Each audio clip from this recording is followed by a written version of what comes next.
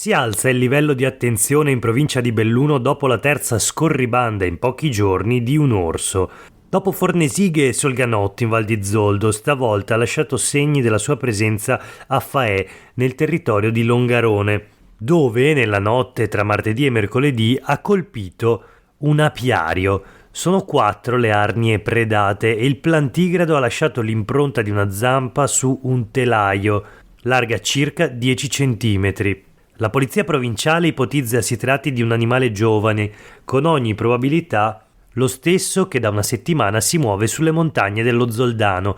La terza azione in pochi giorni, conferma il presidente della provincia Roberto Padrin, ci impone di alzare il livello di attenzione.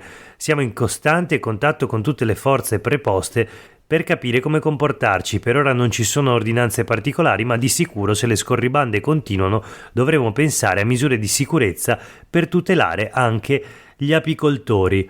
Gli esperti faunisti spiegano che il goloso orso sembra aver preso l'abitudine di visitare gli apiari che trova in zona per mangiare larve, fogli di cera, api e le quantità di miele presenti, che, va detto, in questo periodo dell'anno sono per lo più scarse. E poi può essere che si trattenga ancora sul territorio a seconda della disponibilità di cibo o che lo abbandoni, dato che si tratta di un animale in dispersione. Questo è Sveglia Veneto, il primo podcast dedicato all'informazione vista da nord-est. Io sono Jack Calcetto, oggi è giovedì 23 maggio 2024. La prima notizia del giorno riguarda l'orso goloso, una sorta di Winnie the Pooh, l'orso che torna di nuovo a caccia di miele, come abbiamo letto sulle pagine del Corriere del Veneto nell'articolo di Dimitri Canello. 3 apiari distrutti in pochi giorni. Il presidente della provincia Padrin parla di attenzione elevata, ma il Veneto per ora, a differenza del Trentino, non invoca abbattimenti. A preoccupare nei mesi scorsi è stata anche la presenza di lupi che si sono spinti anche nei centri di Falcade e Caviola. Insomma, allerta alta o comunque almeno attenzione nel bellunese per i grandi predatori. Per ora l'orso ha colpito 3 volte, devastando o almeno danneggiando 3 diversi apiari da cui ha mangiato miele, cera e api. Questa era la prima notizia del giorno, ma proseguiamo la rassegna stampa di oggi con alcune notizie che riguardano la politica regionale. Prima di tutto il PD interviene su un tema di stretta attualità, l'interruzione volontaria di gravidanza. E allora troviamo la notizia sulle pagine dei quotidiani del gruppo NEM. Il Veneto è la peggiore regione in Italia nel garantire l'intervento per l'interruzione volontaria di gravidanza entro i 14 giorni dal rilascio della certificazione. A dirlo è la capogruppo del Partito Democratico in Consiglio regionale Vanessa Camani, con considerazioni fatte a partire dai dati forniti dal Ministero della Salute. Il 22 maggio 1978, ieri appunto è caduto l'anniversario, veniva approvata la legge per la tutela della maternità e sull'interruzione volontaria di gravidanza, una data spartiacque che mise fine a un percorso di battaglie civili e a partire dalla quale si affermò in Italia la libertà delle donne di decidere sul proprio corpo, ricorda Camani. Ma purtroppo il Veneto si dimostra un territorio ostile. Se in Italia il 78,4% delle donne accede all'interruzione volontaria di gravidanza entro i 14 giorni dal rilascio della certificazione, in Veneto il dato scende al 57%. E la situazione peggiora ulteriormente quando si superano i 28 giorni. In Italia la media è del 3,8%, in Veneto supera il 20%, una differenza in effetti impressionante. A incidere è anche l'elevata presenza di medici obiettori di coscienza. In Veneto sono il 67% e oltre del totale, mentre la media nazionale è del 63%. In tutto il nord Italia addirittura scende al 54%. Anche sul fronte dei consultori, dice la capogruppo del PD, il Veneto arranca. Le 106 strutture pubbliche censite corrispondono allo 0,4 ogni 20.000 abitanti, alla pari con il Molise, mentre la media nazionale è almeno dello 0,6. Conclude Camani, lo scenario è poco incoraggiante e fa capire come ci sia ancora molto da fare in Veneto per dare davvero concretezza alla 194. Insomma, l'impegno del Partito Democratico per tutelare davvero il diritto delle donne di accedere all'interruzione volontaria di gravidanza. Voltiamo pagina, ancora in tema di politica regionale. I quotidiani del gruppo NEM pubblicano un sondaggio realizzato da SVG per proprio il gruppo editoriale di proprietà dell'imprenditore Marchi. E allora vediamo il titolo: Forza Italia tallona la Lega. Fratelli d'Italia rimane stabilmente il primo partito, seguito dal PD. Secondo la rilevazione, i meloniani possono ambire a 4-5 seggi, Lega e Forza Italia dovrebbero contare su 2 eurodeputati. Queste sono le intenzioni di voto a nord-est. Il questionario è stato somministrato tra il 15 e il 24 maggio a un campione di 1000 soggetti residenti in Emilia-Romagna, Trentino Alto Adige, Friuli Venezia Giulia e Veneto, ovvero le 4 regioni che compongono il collegio elettorale nord-est alle prossime elezioni europee. Vediamo rapidamente le percentuali degli orientamenti di voto alle elezioni europee. 28% a Fratelli d'Italia, 23% al PD, 10% alla Lega, 9% a Forza Italia, 8% al Movimento 5 Stelle, quasi il 5% per Alleanza Verdi-Sinistra, un po' meno, 4,7% per la lista Stati Uniti d'Europa di Emma Bonino e Matteo Renzi, 4,5% per Azione di Calenda, 2,2% per Pace Terra Dignità di Santoro, 2,2% anche per l'SVP e poi a seguire altre liste attorno all'1%.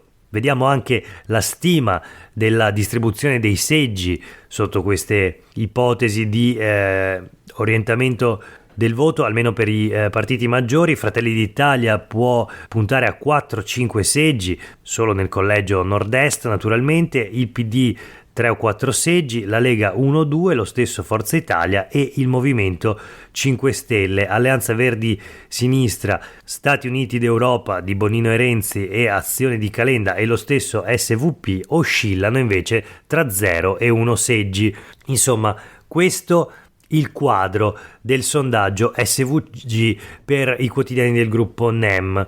Chiudiamo questa parte relativa alla politica regionale con una notizia sempre pubblicata dai quotidiani del gruppo NEM. Qui la giornalista è Laura Berlinghieri, che racconta l'ennesimo scontro interno alla Lega Veneta. Allora leggiamo il titolo: I leghisti veneti si ribellano, legge invalida dalla giunta.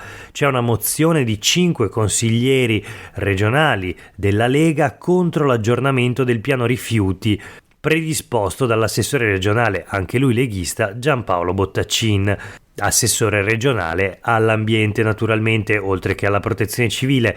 Consiglio regionale sospeso, si legge sui quotidiani del gruppo NEM, sono gli stessi che hanno votato contro la legge per il fine vita, sottolinea qualcuno.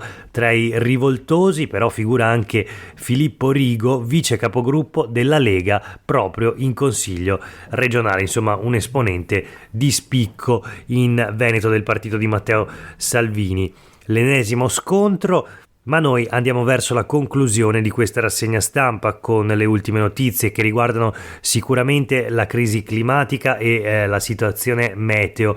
Grandine, pioggia e frane, maltempo fino a stasera. Questo è il Gazzettino che continua ad utilizzare il termine maltempo. Il Veneto ha vissuto un'altra giornata di disagi fra Treviso, Belluno e Padova, nuovi smottamenti anche nel Vicentino e il miglioramento è atteso solo da domani. In un'ora registrati 30 mm sulla fascia prealpina e pedemontana, i livelli idrometrici salgono in pianura. Leggiamo di una bomba d'acqua e ghiaccio fra Conegliano e dintorni. I sindaci parlano di un evento eccezionale, mai vista una cosa così. Una macchina sulla statale 13 ha sbagliato la svolta, è finita nella piena ed è stata trascinata, ma purtroppo vediamo che c'è anche la prima vittima di questi eventi atmosferici estremi. La notizia sul Corriere del Veneto: Sedico, tedesco scivola e muore, donna salvata sul torrente Maè. Maltempo, fulmine sulla stazione di Verona, bloccate le linee per Milano e Bolzano. La regione dirama un bollettino di allerta idrogeologica, scesa dal livello rosso al livello giallo però in tutto il Veneto. alert idraulico solo per Bacchiglione e Brenta, ma vediamo la notizia appunto del decesso. Ieri c'è stata la prima vittima, un escursionista tedesco di 57 anni, Mattias Peter, che è precipitato per 50 metri in montagna a Sedico. L'articolo sul Corriere del Veneto è di Dimitri Canello.